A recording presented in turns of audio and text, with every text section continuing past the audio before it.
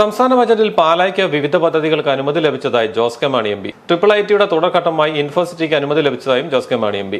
പാലാ വലപൂരിലെ കേന്ദ്ര സർക്കാർ സ്ഥാപനമായ ഇന്ത്യൻ ഇൻസ്റ്റിറ്റ്യൂട്ട് ഓഫ് ഇൻഫർമേഷൻ ടെക്നോളജിയുടെ തുടർഘട്ടമായി ഇൻഫോസിറ്റി ആരംഭിക്കുന്നതിനായി 5 കോടി രൂപ ബജറ്റിൽ വകയിരുത്തി.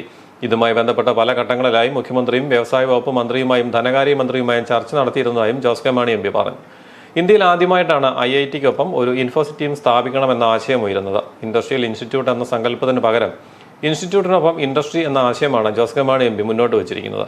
പാലായിൽ നിർമ്മാണം ആരംഭിച്ച കേന്ദ്ര സർക്കാർ സ്ഥാപനമായ സ്റ്റേറ്റ് ഇൻസ്റ്റിറ്റ്യൂട്ട് ഓഫ് ഹോട്ടൽ മാനേജ്മെന്റിന്റെ 1ാം ഘട്ട പൂർത്തീകരണത്തിന് 3 കോടി രൂപയുടെയും പാലാ ജനറൽ ആശുപത്രി ലിങ്ക് റോഡിനെ ഗതാഗതക്കുരുക്കിന് പരിഹാരമായി റോഡ് നവീകരണത്തിന് 2 കോടി രൂപയുടെയും MP ഫണ്ടിൽ നിന്നും 2.5 കോടി രൂപ അനുവദിച്ച Pala KM Mani memorial general ഹോസ്പിറ്റലിലെ റേഡിയേഷൻ ഓങ്കോളജി ബ്ലോക്കിന്റെ പൂർത്തീകരണത്തിന് 5 കോടി രൂപയുടെയും പാലാ കേന്ദ്രമാക്കി professional employment and skill development സെന്ററിന് 3 കോടി രൂപയുടെയും അനുമതി ലഭിച്ചതായി Jose K Mani M P പറഞ്ഞു.